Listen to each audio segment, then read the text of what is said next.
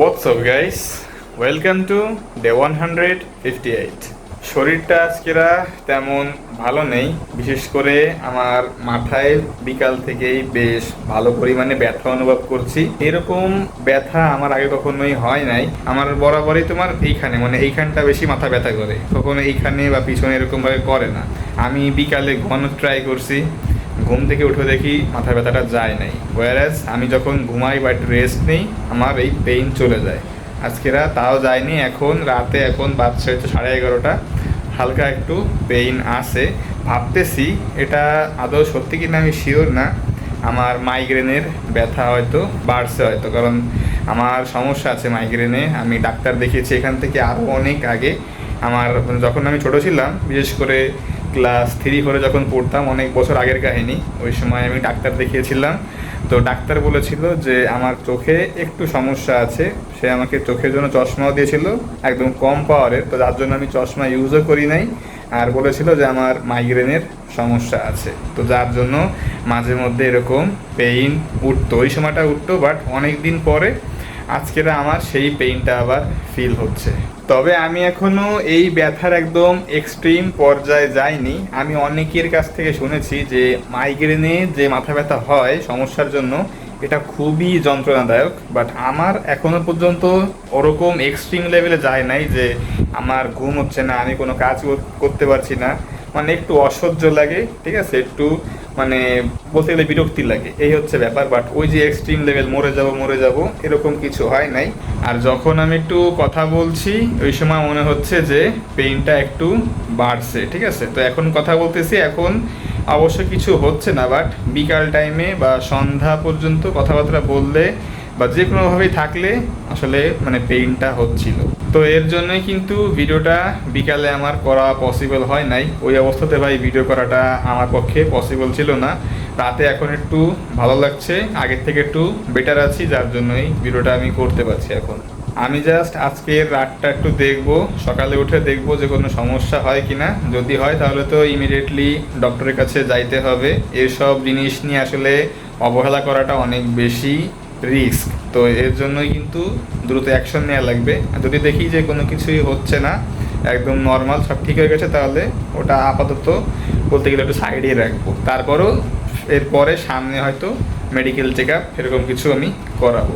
আর তোমাদেরকেও আমি বলবো যে যদি তোমরা তোমাদের শরীরের কোনো অঙ্গ প্রত্যঙ্গে অস্বাভাবিক কিছু খেয়াল করো, যদি অস্বস্তি বোধ করো সেখানে বা পেইন হয় সেখানে, দ্রুত একজন ডাক্তারের শরণাপন্ন হও, মেডিকেল চেক আপ করাও।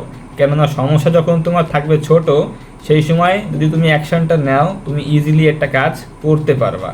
বাট যখন তুমি ডিলে করবা যে না এখন তো নাই, বা পেইনটা একটু কমছে, বা এটা এখন প্যারা দিচ্ছে না, সামনে করবানি, সামনে আজ না কাল, এসব করতে করতে যখন তুমি ডিলে করবা, দেখা যাবে কি একটা সময় প্রবলেমটা ছোট থেকে আস্তে আস্তে বড় হয়ে যাবে, এবং ওই সময় ওই বড় হওয়ার কারণে এরকম বড় একটা সমস্যা তৈরি হবে যেটা তোমার জীবনের জন্য অনেক বেশি ঝুঁকিপূর্ণ হয়ে যাবে, রিস্কি হয়ে যাবে। তো ওই সময় কিন্তু আলটিমেটলি কিছু করার থাকবে না, আর করলেও কিন্তু অনেক ব্যয়বহুল হওয়ার চান্সটা সব থেকে বেশি। তো আগে যে তোমার প্রবলেমটা যখন তোমার ছোট আছে ওই সময় অ্যাকশনটা নিয়ে সব থেকে বেশি ভালো হবে। এইসব বিষয় অন্তত কখনোই তুমি অবহেলা করো না। তবে একদিক থেকে বেশ ভালো লাগছে, সেটা হচ্ছে আবহাওয়া বেশ ভালো ঠান্ডা আছে। আজকেরা ইভেন দুপুরের টাইমেও তোমার বৃষ্টি হয়েছিল, ঠান্ডা একটা আবহাওয়া আছে, রোদ তেমন দেখা যায় না, আকাশে মেঘলা, তো সব মিলে একটু স্বস্তি লাগতেছে এই 2 দিন ধরে। আমি খবর নিয়েছিলাম ঢাকায় আজকেরা ভালোই গরম পড়ছে। গতকালকে মনে হয় একটু বৃষ্টি বাদল হয়েছিল, আজকেরা আবার সেই পুরনো গরম, সেই পুরনো অবস্থা, 36-37 ডিগ্রির মতো হয়তো তোমার তাপমাত্রা ছিল। তো সেখানে কিন্তু আজকেরা খুলনায়ও ভালো অবস্থা, তো সেদিক থেকে বলতে গেলে একটু রিল্যাক্সে আছে, একটু ভালো আছি। গাইজ গতকালকে ভিডিওতে তোমাদেরকে একটা মোবাইল দেখিয়েছিলাম, যেটা আমি এই যে ফোনটাতে রেকর্ড করতেছি এর আগে ইউজ করতাম। তো এই ফোনটা তোমাদেরকে ভালো করে দেখানো হয় নাই, দেখতে পাচ্ছ এটা কিন্তু মানে এখন পাওয়ার সম্পূর্ণ অফ, চার্জও দেওয়া হয় না অনেক দিন। এটা এককালে আমি ইউজ করতাম, আর ব্র্যান্ডটা হচ্ছে নেফস। এটা আমি জীবনেও নাম শুনি নাই, এই ফার্স্ট টাইম এই ফোনটা দেখে হচ্ছে আমি দেখলাম যে এরকম নামে কোনো একটা ফোন কোম্পানি এক্সিস্ট করে, ঠিক আছে। আর দেখতেই পাচ্ছ ক্যামেরা মডিউল, বহুত আগের ফোন, দেখেই তোমরা বুঝতে পারছো। পিছনে ফিঙ্গারপ্রিন্টের আছে।